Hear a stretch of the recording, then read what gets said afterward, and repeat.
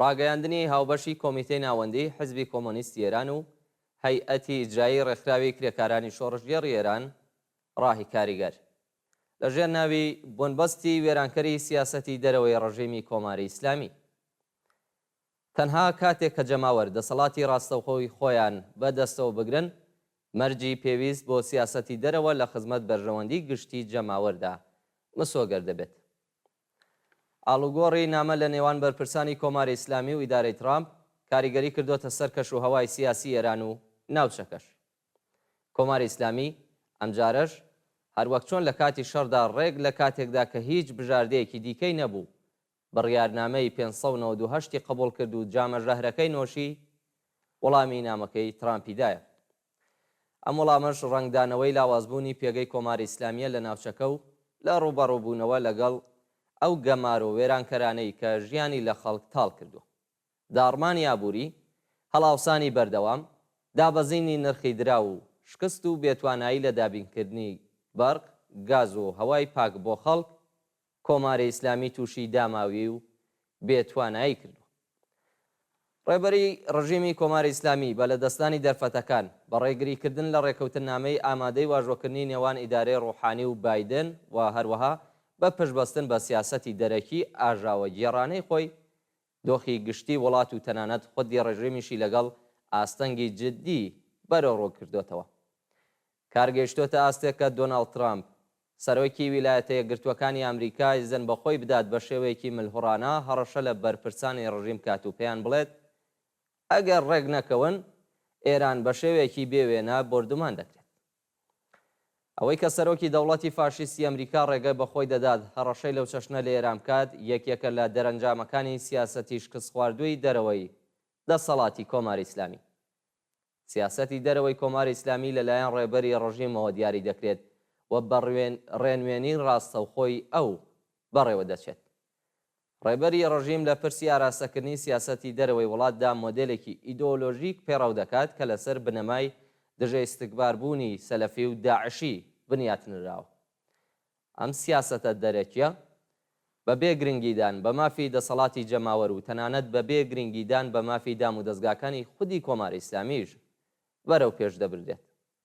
لەسەر ئەم بنەمایە بە داتاشینی دوژمنی دەستکرد و بڕووبیانووی بێناوەڕۆک بۆ ماوەی چەندین دەیە وڵاتی لە ئاستی نێودەوڵەتیدا تووشی دابڕان و پەراوێزکەوتووی و ڕووبەڕوو بوونەوەی بێ ئاکام کردووە و بەشێکی زۆر لە سەرچاوەکانی وڵاتی لە پێناو بەرەو پێشبرنی ئەم مۆدێلە ئیدۆلۆژیە لە وڵاتەکانی دیکەدا خەرج کردووە. ئامانج لە ڕێخستنی هێزی بە وەکالەتی هاوتەری بریتی بووە لە فراوانکردنی پێگە و کاریگەری و دروستکردنی دەسەڵاتی هاوتەری لە وڵاتەکانی دیکەدا.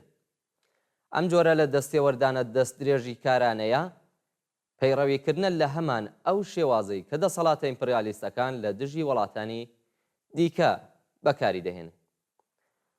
ئێستا ڕێبەری کۆماری ئیسلامی و دەسەڵاتدارانی وڵات لە هەوڵی دۆزینەوەی ڕێگا چارەیەکدان بۆ ئەوەی لەو دۆخە چەق بەستووی ئێستای سیاسەتی دەرەوەدا ڕێکارێک بۆ سازشکردن لەگەڵ ئیدارەی ترامپ لە ئەمریکا بدۆزنەوە. ئاشکرایە حکوومەتێکی کە سیاسەتی ناوخۆ و دەرەوەی لەسەر بنەمای زەوتکردنی مافی دیاریکردنی چارەنووسی خەڵک دامەزراوە ناتوانێت خزمەت بە بەرژەوەندیەکانی کۆمەڵانی خەڵکی ئێران بکات. تاکتیکی دانوستانی ناڕاستەوخۆ لە بری دانستانی ڕوبەڕوو و ڕاستەوخۆش هەوڵێکی ڕێبەری ڕژیمی کۆماری ئیسلامیە بۆ دواخستنی ئەو دۆخە دژوارەی کە ئێستا وڵات لەگەڵی بەڕێوڕووە و گوشاری لە ڕادەبەدەری گەمارۆکان لەسەر خەڵک ڕۆژ لە دوای ڕۆژ تونتر دەبێتەوە. ئەوە تەنیا خەڵکن کە مافی ئەوەیان هەیە بڕیار لەسەر ئاراستەی سیاسەتی دەرەوەی وڵات بدەن. خەڵک مافی خۆیانە کە ئاگداری ناوەڕۆکی دانوستانەکانی نێوان کۆماری ئیسلامی و ئیدارەی ترامپ لەگەڵ ئامریکا بن. ئاشکرایە کە خەڵکی ئێران نایەوێت ئێران ببێتە وڵاتێکی ژێردەست و ملکەتی دەوڵەتی ئیمپریالیستی ئەمریکا یان لایەنێکی دیکەی زلهێزە ئیمپریالیستیەکان. بەڵام تەنها لە کاتێکدا کە جەماوەر ڕاستەوخۆ دەسەڵاتی خۆیان بەدەستەوە بگرن هەل و مەرجی پێویست بۆ سیاسەتێکی دەرەکی کە لە خزمەت بەرژەوەندی گشتیدا بێت پێک دێت. ئەلبەت پێویستە جەخت لەسەرەوە بکەینەوە کە سیاسەتی سوسیالیستی لە بواری پەیوەندیە دەرەکی و نێودەوڵەتیەکان وێڕای پابەند نەبوون و خۆ نەبەستنەوە بە هیچ کام لە دەسەڵاتە زیلهێزە جیهانیەکان لەسەر بنەمای هاوپشتیان تەرناسیۆنالیستی بۆ دیفاع لە خەبات لە پێناو ئازادی و دموکراسی و سۆسیالیزم و هەروەها پشتیوانی لە بزوتنەوە کرێکاریەکان و بزوتنەوەکانی ژنان، ژینگە پارێزان، بزوتنەوەی دژە ڕەگەزپەرستی و مافی چارەی خۆنووسینی نەتەوەکان بنیاتنراوە. جەماوەری خەڵکی ئێران ئێستا لەسەر بنەمای بزوتنەوەی بەهێزی ژن ژیان ئازادی هەوڵ دەدەن مافی دەسەڵاتدارەتی خۆیان دەستەبەر بکەن و چارەنووسی خۆیان بۆ خۆیان دیاری بکەن. ئاشکرایە کە هەوڵی داتاشینی دوژمن و درێژەدان بە گۆشەگیری نێودەوڵەتی وڵات بەواتای دژایەتیەکی ئاشکرایە لەگەڵ بەرژەوەندیە گشتیەکانی کۆمەڵانی خەڵکی ئێران. کۆتایی هێنان بەم سیاسەتی گۆشەگیریە دەتوانێت بارودۆخی ئابووری، کۆمەڵایەتی و سیاسی خەڵکی ئێران باشتر بکات و لە هەمان کاتدا ئیمکانی ڕێخستنی پەیوەندیەکی نێودەوڵەتی سەقامگیر و یەکسان لە ڕووی یاساییەوە لەگەڵ سەرجەم وڵاتەکان پێک دێت.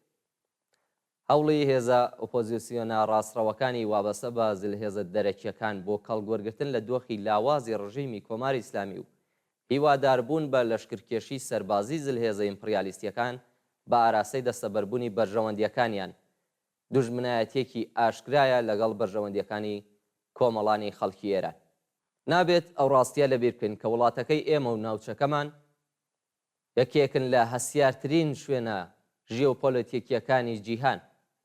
ئەوەندە هەستیار کە ئەگەر دانیشتوانەکەی مافی دیاریکردنی چارەنووسی خۆیان بەدەست بهێنن دەتوانن ببنە یەکێک لە ناوەندە گەشە سندوەکانی شارستانیەتی مرۆڤایەتی و بە پێچەوانەوە دەبێتە ئەو ناوچە وێران و پڕ لە کارەساتەی کە ئێستا دەیبینین. بڕوخێت ڕژیمی کۆماری ئیسلامی، بژی شۆڕشی کۆمەڵانی خەڵکی ئێران، بژی ئازادی، دموکراسی و سۆسیالیزم. هەیەتی ئیجرایی ڕێکخراوی کرێکارانی شۆڕژگێڕی ئێران ڕاهی کاریگەر و کۆمیتەی ناوەندی حیزبی کۆمۆنیستی ئێران بەرواری دووشەممە 11 خاکەلێوەی 1404 هەتاوی بەرابەر بە 31 مارسی 2025 زین